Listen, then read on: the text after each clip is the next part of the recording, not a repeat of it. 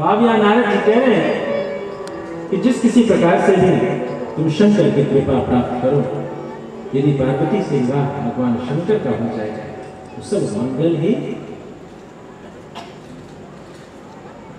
पार्वती को भी कह दिया कि तुम जाकर के तपस्या कर। पार्वती चली गई तपस्या कर। कई वर्षों तक अनेक नियम व्रत अनुष्ठान लेती हुई पार्वती एक मन में भाव कि भगवान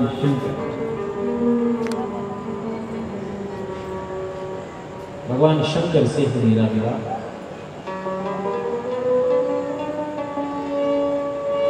लेकिन कुछ भी सुनिए कि अचानक न भगवान ने, हे पार्वती,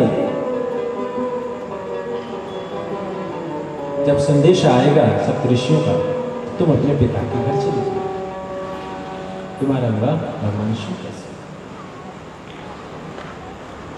फिर भी अपनी तपस्या में रत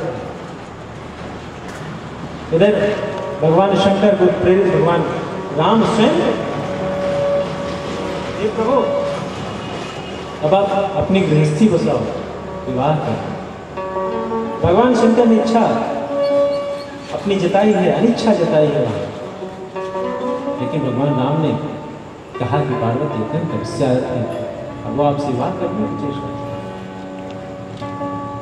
तब कहीं जाकर के भगवान शंकर माने, लेकिन माने तो क्या, फिर चले गए, फिर ध्यान समाधि, प्रभु का दर्शन जो हो गया।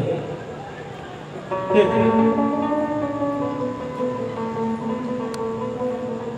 इधर तारकासुर से सारे के सारे देवता त्रस्त हैं, परेशान हैं। वो जानता है कि भगवान शंकर तो योगी है, वरदान ले लिया है कि भगवान शंकर का जो संतान होगा वही मेरा होगा। अब भगवान शंकर का विवाह हो तो संतान है तो इस तारकासुर का। सारे देवताओं ने मंत्रणा करके सब ब्रह्मा जी के पास आए। ब्रह्मा जी को कहा, ब्रह्मा जी मान ने कहा कि भाई अब भगवान शंकर जो समाधिस्थ है उनके भीतर काम की संरचना करने के लिए कामदेव को नियुक्त किया गया। कामदेव सब पर कृपा, सब पर परोपकार करने के उद्देश्य है। कामदेव जानता है कि मेरी अब दुर्गति है। कामदेव कभी कभी हम जानते हैं कि वहां जाने से हमारी निंदा होगी। एक जगह तो सती के प्रसंग में कहा कि ऐसी जगह मत जाओ जहां तुम्हारा अपमान हो, ऐसी जगह मत जाओ। दूसरी जगह कहते हैं यहां परोपकार का भाव हो, थोड़ी बहुत चीटा कशी हो भी जाए हो जाए।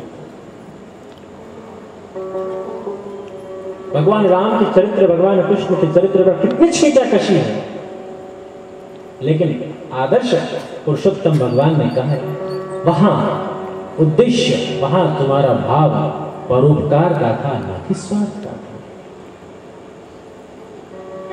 लखन भैया ने कहा ना कि राम ब्रह्म पर मारथ रूपा। जब परमात्मा, जब उस ब्रह्म का जो गुण है परमार्थ का, जब वो एक स्वरूप धारण करता है वह राम। अविगत अलख अनादि रूपा। राम कैसे ब्रह्म है? परमार्थ का स्वरूप है राम। संपूर्ण जीवन में परमार्थ का स्वरूप। कितने परमार्थी हैं कि उस बाली को कहते हैं तुम्हें प्राण दे दूं।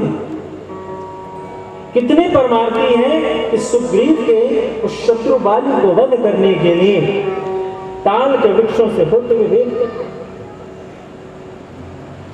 क्या उन्हें नहीं मालूम कि भविष्य में ऐसे तर्क कुतर्की लोग पहुंचेंगे जो प्रश्न करेंगे कि भगवान राम ने विक्षिप्त करके युद्ध किया। उद्देश्य परोपकार। यह अलग बात है कि वह बाण जो उन 6 ताल के वृक्षों को बींधता हुआ जाता, वही बाण वाली का वध कर सकता था, यही गलत था। मगर यह तो वैसे की बात है, सत्य। मगर सामान्य जनता प्रश्न करती है कि राम ने छिपकर किए उद्देश्य परोपकार।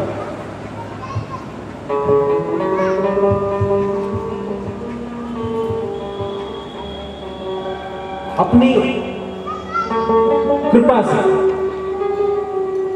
कहां जा रहे हैं विश्वामित्र के लिए, कहां जनकपुरी में जाना और कहां उस बीच में जाकर उसे हिला देता।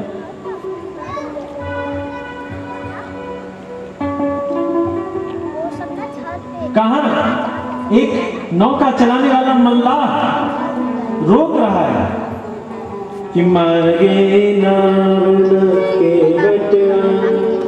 एक प्रश्न कर दिया, एक ऐसी चर्चा छेड़ दी कि राम को भी किसी ने मना किया। उद्देश्य परोपकार। भगवान कृष्ण सारथी में सूत पुत्र कह करके कर्ण का अपमान किया।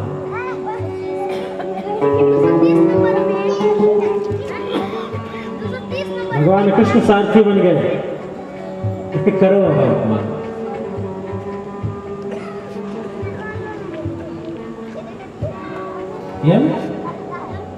संपूर्ण महाभारत में मैं किसी अस्त्र शस्त्र को धारण नहीं करूंगा, लेकिन पितामह के मन में इच्छा है कि प्रभु का वो स्वरूप एक बार देख लेता, कि प्रभु कैसे क्रोधित होते हैं, कैसे उनकी आंखें क्रोध में लाल होती हैं, कैसे अपने शत्रु का संहार करने का जो भाव है वह देखिए। हे प्रभु, इतनी तो कृपा कर दो, तुम्हारे अनेक रूप देखे हमने, मगर तुम कभी हम पर क्रोधित नहीं होते। सुना है कि तुम जब क्रोधित होते हो तो एक अलग स्वरूप, एक अलग आकर्षण होता है।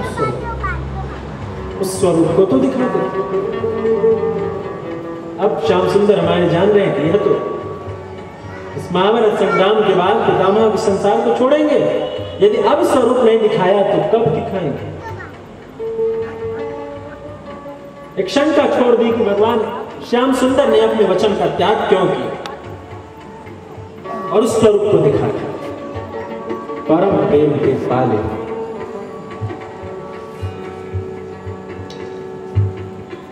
परम अर्थ के लिए, परमार्थ, उस परम अर्थ के, भक्ति के, धर्म की स्थापना के प्रभु ने निश्चिताकर्षी को अपने ऊपर स्वीकार किया। मेरा श्याम काला है। कैसा स्वरूप है मेरे श्याम का?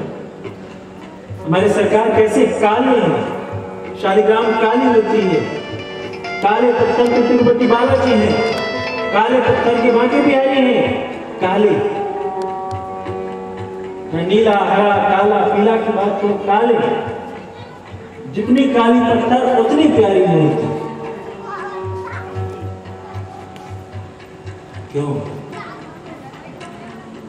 काले रंग में एक गुण है जो संपूर्ण रंगों को अवशोषित कर रही है, अपने भीतर अधिशोषित करके सोख लेती है। मेरे ठाकुर कहते हैं, मेरे भक्तों, तुम्हें हर चीज को स्वीकार करना,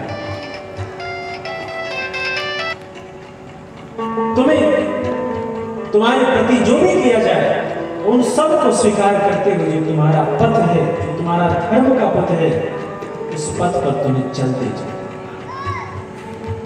तुम्हें यह ध्यान देना प्रत्युत्तर में तुम्हारे प्रति, तुम्हारे समक्ष जो उपस्थित व्यक्ति वो कैसा रहा है, वह तुम्हारे लिए क्या सोच रहा है, क्या कर रहा है, तुम्हारा अपमान कर रहा है, तुम्हारा सम्मान कर रहा है, तुम्हारी प्रशंसा कर रहा है, तुम्हारी हिनाई कर रहा है, तुम्हारा गुणानुवाद कर रहा है, या तुम्हारे जितने भी दोष हैं उन दोषों का प्रचार प्रसार, जो भी वह कुछ कर रहा है उन सबको स्वीकार